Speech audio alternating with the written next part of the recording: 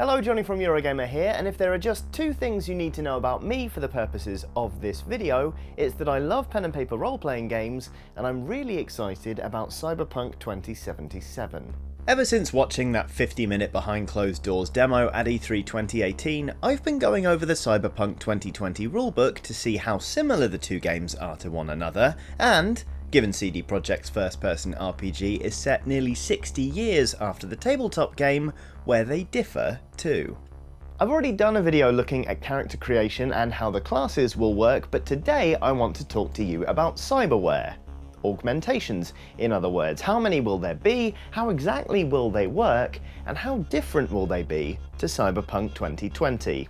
Let's start with the very basics. Augmentations come in all shapes, sizes, costs and purposes in Cyberpunk 2020. They're divided into a number of categories, these being fashionware, neuralware, implants, Bioware, cyber weapons, cyber optics, cyber audio, cyber arms, cyber legs, linear frames and body plating. All of these falling under the banner term Cyberware. We'll go through each of these in turn, explaining what they are and giving a couple of examples before seeing how evident each category of cyberware is in the latest trailer and, of course, the gameplay demo I mentioned earlier. Let's start off by talking about fashionware. Now, with technology being so heavily fetishized in the world of Cyberpunk 2020, it should come as no surprise to you that a lot of these augmentations are geared toward making you look like a complete badass.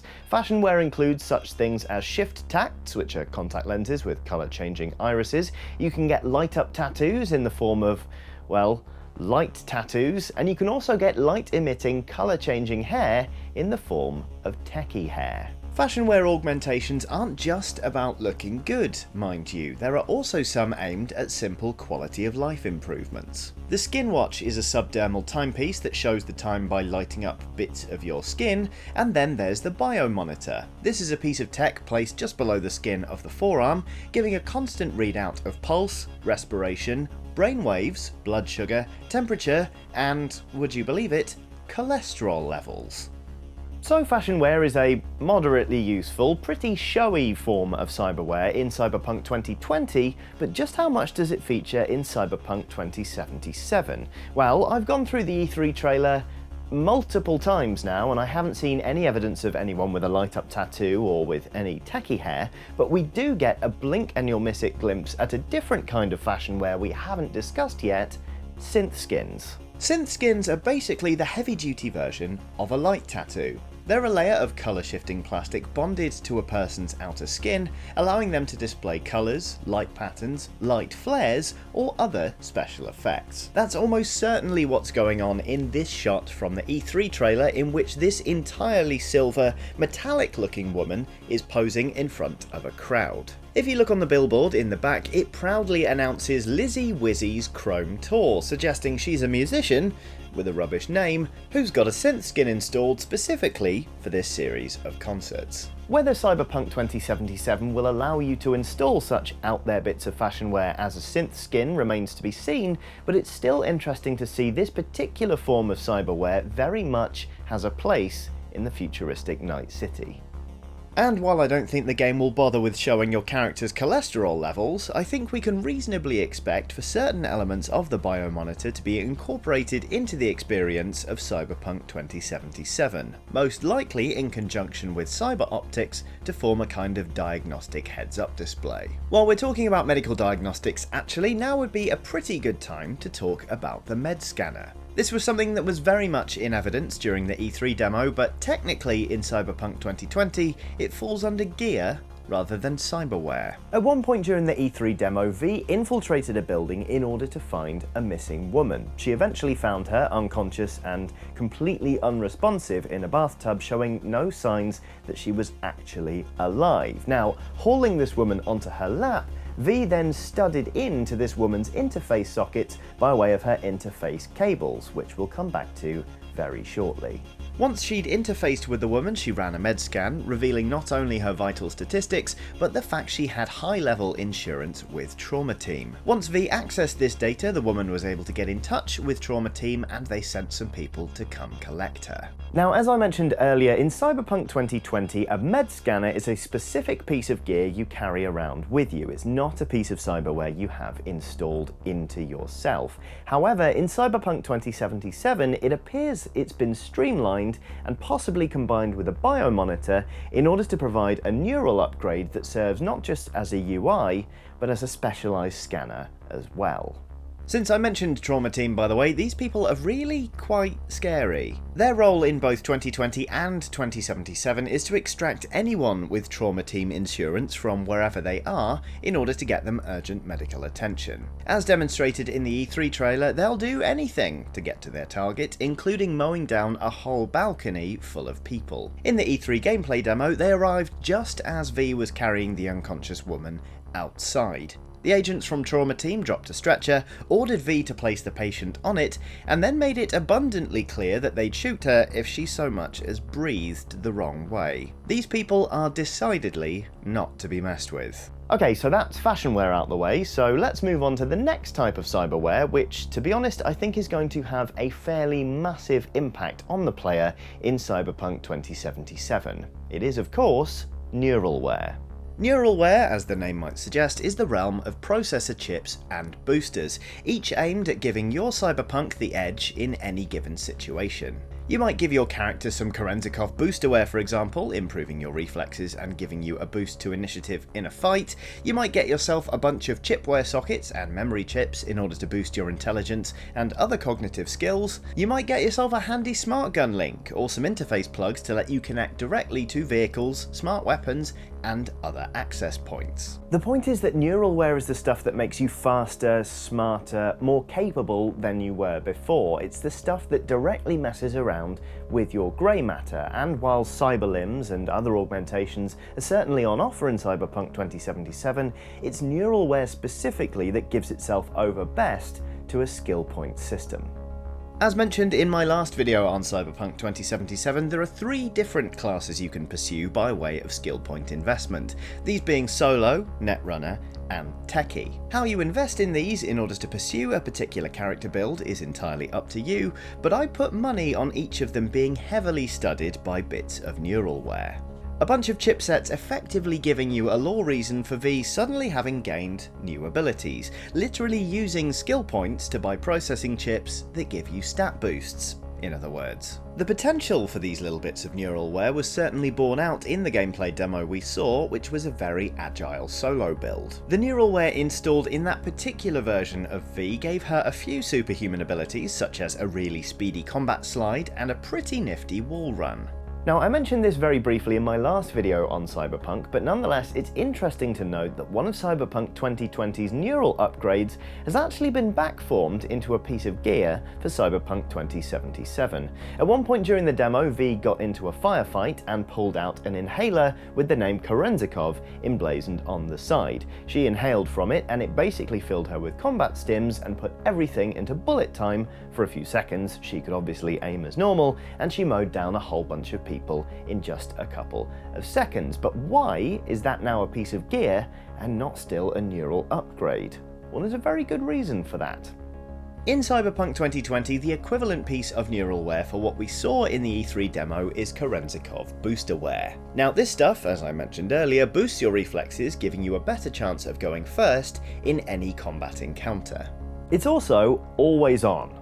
Like, always. If you have Korenzikov boosterware installed, you basically live your entire life in bullet time. The game even specifically mentions there's a learning period where people who have it installed have to learn how to react to things all over again because they're so souped up. And while that is very cool, I think we can all agree playing a game as substantial as Cyberpunk 2077 in slow motion would be a bit of a drag. Linking V to pieces of kit, however, is still very much a thing in 2077. V is certainly capable of using smart weapons. She has a smart rifle that not only curves bullets to hit enemies hidden behind cover, but it also provided V with a laser ricochet system that allowed her to work out exactly where to shoot in order to plug someone out of her line of sight. Amusingly enough, this is actually a visual representation of the ricochet mechanic that's written into the rules of Cyberpunk 2020. Anyway, at one point in the demo, V also forged a mental link with a cute, scuttling combat drone that followed her around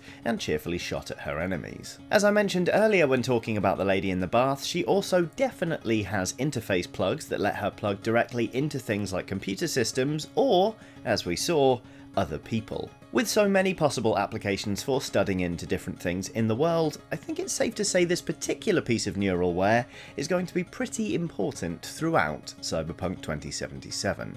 So that's Neuralware. It's all about boosting the grey matter you were born with. But what about the stuff you weren't born with? What if you wanted gills, or a sonar implant, or, and I'm genuinely not joking about this one, a secret pocket for you to hide things in that isn't your butt? That's where implants come in.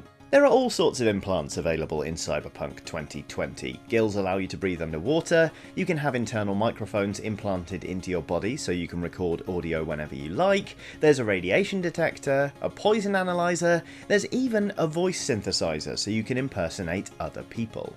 It's with implants that things start to get really weird in Cyberpunk, in other words, but what about in the video game? The gameplay demo didn't really give us much to go on here, but if we nip back to that bit in the E3 trailer in which Trauma Team opens up onto a balcony full of people, you'll see a couple of bullets ping off the face of this guy. Now that, Chumba, looks to me like subdermal armour, a ballistic plastic inserted under the skin to protect the wearer even when it seems like they're completely vulnerable. Handy for anyone, in other words, who can expect to get into a fight at the slightest bit of notice. Whether subdermal armour specifically will be made available to the player in Cyberpunk 2077 remains to be seen. To be honest, I suspect it will be, but nonetheless, it'll be fun to see what implants are actually in the final game. Anyway, those are implants covered off, so let's move on to the next piece of Cyberware, which is Bioware, which should not be confused with the developer of Mass Effect or Dragon Age.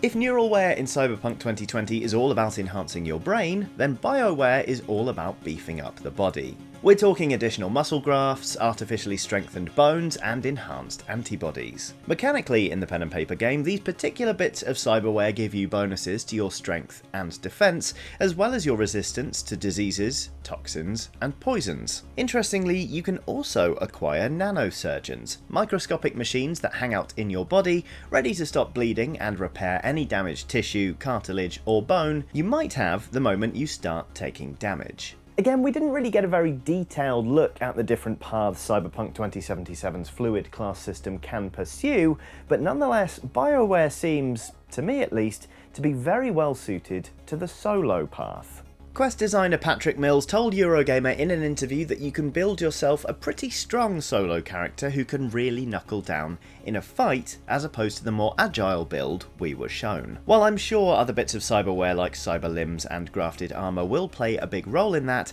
I'd be really surprised if Bioware wasn't a more significant part of pursuing a solo class in the same way Neuralware is surely for those interested in playing as a netrunner. Especially considering nanosurgeons effectively give a cyberpunk character regenerating health, which is an extremely video game thing to have. Of course, if you really want to double down on being a solo in Cyberpunk 2077, you're going to need some cyber weapons.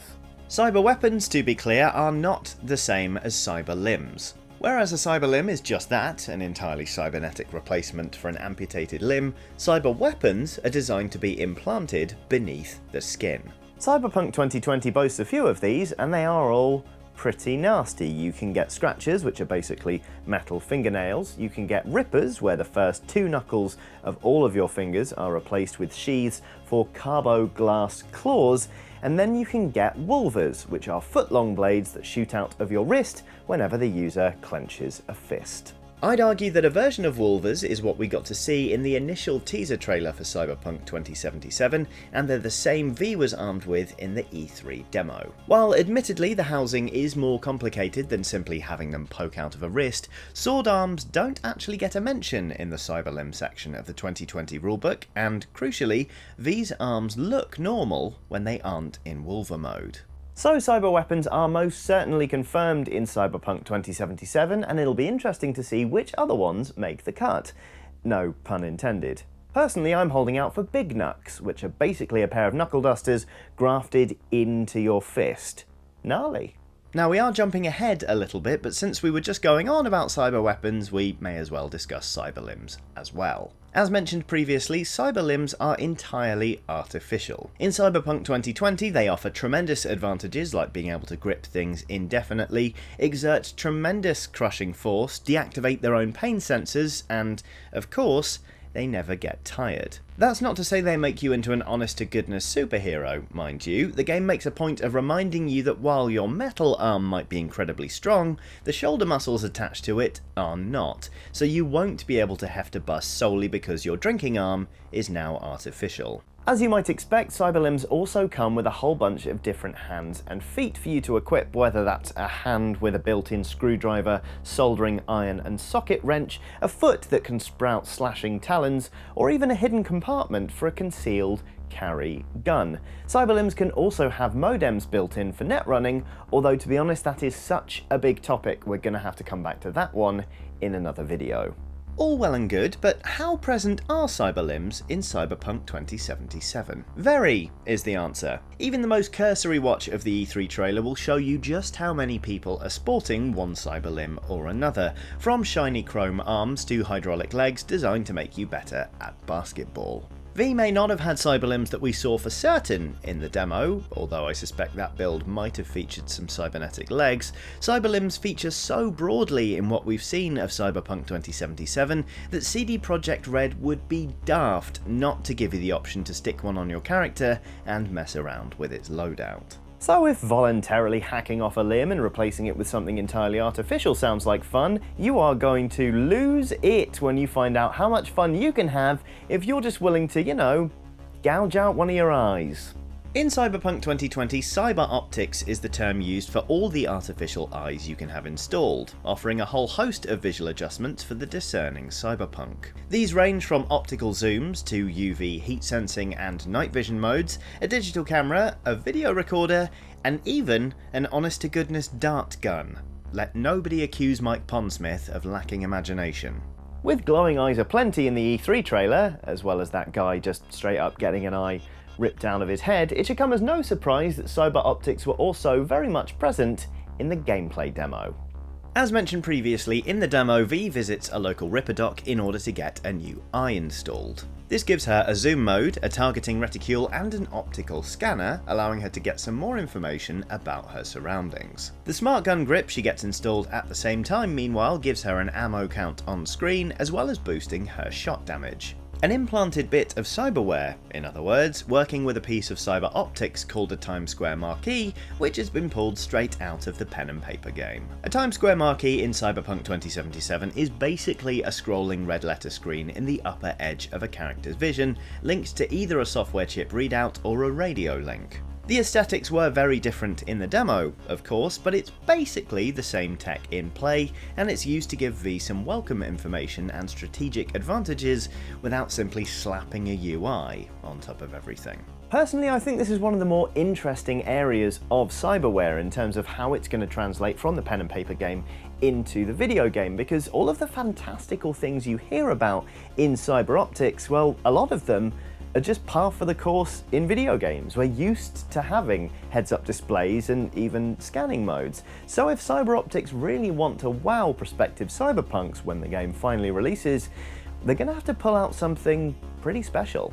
Now, after cyber optics, of course, comes cyber audio, because if everyone's getting shiny new eyeballs, you can bet your bottom Eurodollar the ears are going to want in on the action as well. Cyber audio systems form an electronic link between your ears and the speech center of your brain by way of tapping into the auditory nerves. According to the Cyberpunk 2020 rulebook, they also include a sub-vocalizing mic on the mastoid bone, which allows you to communicate with others just by muttering under your breath.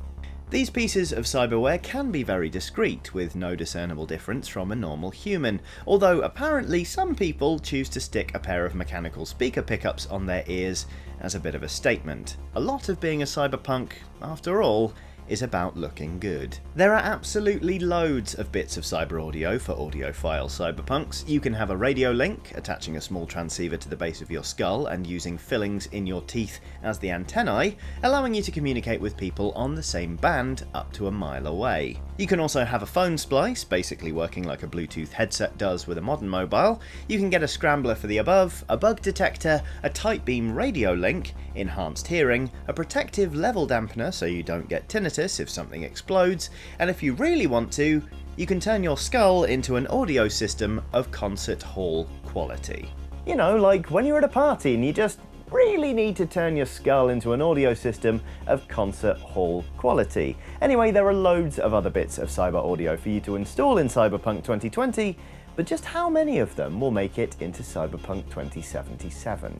Well, the phone and radio splice were definitely on show during the E3 demo as V communicated with T-Bug, her Netrunner friend who joined in on a mission via voice comms, and it wouldn't surprise me if enhanced hearing augmentations were also in play, helping you eavesdrop on conversations from afar or detect enemies from greater distances. Interestingly, there's also a homing tone tracer that allows the wearer to track a beacon from afar, listening for the signal getting louder the closer they get to the target. Something like that could make for some really interesting gameplay and maybe some fun emergent quest markers, but really there's so much for CD Projekt to play around with here that it's hard to predict exactly what they'll go for.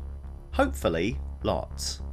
Just a few types of cyberware to cover off now in this video, and the next one, if I'm perfectly honest, I don't think we will see in Cyberpunk 2077, and that's linear frames. Linear frames are powered exoskeletons, granting the user greatly increased strength. They come in 3 different strengths, but to be honest, I don't think we'll be seeing any of them when it comes to Cyberpunk 2077. For one thing, we didn't see anything of the sort in the E3 demo, nor were there any to be found in the latest trailer. Secondly, I think the augmentations we already know to be on offer in 2077 will quite happily cover all of the benefits an exoskeleton could grant the player. Strength can already be upgraded through neural wear, so why bother with an exoskeleton? It makes sense in the pen and paper, of course, helping a Netrunner compensate for the lack of character creation points they put into brute strength, but with a fluid class system on offer in Cyberpunk 2077, the need to provide backup options like these isn't so great. I could be wrong, of course, but there it is. One piece of cyberware that definitely is in Cyberpunk 2077, mind you, is body plating.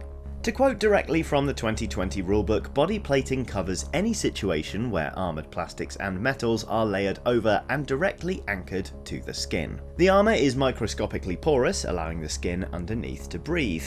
It is the ultimate expression of the metal is better than meat philosophy. The body plated look more like robots than they do humans and are impervious to most of the physical damage that besets us mere mortals. Body plating, funnily enough, comes in all shapes and sizes, but there's one in particular I'd like to mention because I'm pretty sure it came up during the demo, namely the front optic mount. The front optic mount is a piece of body plating that allows 5 cyber optics to be installed in a shielded cluster in the upper face. If that sounds extreme, well, it is. The Cyberpunk 2020 rulebook makes a point of saying installing this particular piece of cyberware reduces your attractiveness stat to -1. Anyway, during the demo, V infiltrated the base of a group called Maelstrom, people obsessed with becoming machines themselves, and most of them, seemingly, decided to get started with a nice front optic mount, making them look not unlike spiders, if spiders were peddling stolen military tech. That is. Body plating also makes an appearance in the trailer, specifically in this shot where some preposterously tooled up guys are riding in a combat cab. So again, body plating is definitely present in Cyberpunk 2077, but is it something that's available for V? I'd assume so, to be honest. Obviously, Cyberpunk 2077 is a very different beast to The Witcher 3, but when you consider just how hard CD Projekt Red went on armour in that game, from the Kaer Morhen set all the way up to quests to acquire Witcher sets, I'd be very surprised if there weren't some form of gear system involving armour in Cyberpunk 2077. Whether you'll be able to make yourself look like a walking toaster remains to be seen, of course, but with your jacket playing an important role in your character stats, I'd be very surprised if the gear system didn't include at least some body plate options. And very, very finally, one thing we discussed briefly in the last video on Cyberpunk was biosculpting, aka the bit of Cyberpunk 2020 that's almost exclusively for furries. We talked briefly in the last video on Cyberpunk 2077 about biosculpting, Night City's answer to plastic surgery, which we got a glimpse of when we saw the makeup lady with the robotic mouth. Anyway, most importantly, biosculpting in Cyberpunk 2020 allows you to play as a so-called exotic character, somebody with biosculpted non-human elements like fur, long ears, and even fangs. Did somebody say YIF? To be honest, I'd be surprised if this does make it into the finished game, but at the same time, part of me really hopes it does. And there you go, an overview of almost all the different types of cyberware I think you can expect in Cyberpunk 2077. Doubtless you will have noticed we didn't even touch on the augmentations necessary in order to do a bit of net running, which is one of the things that really makes Cyberpunk, Cyberpunk.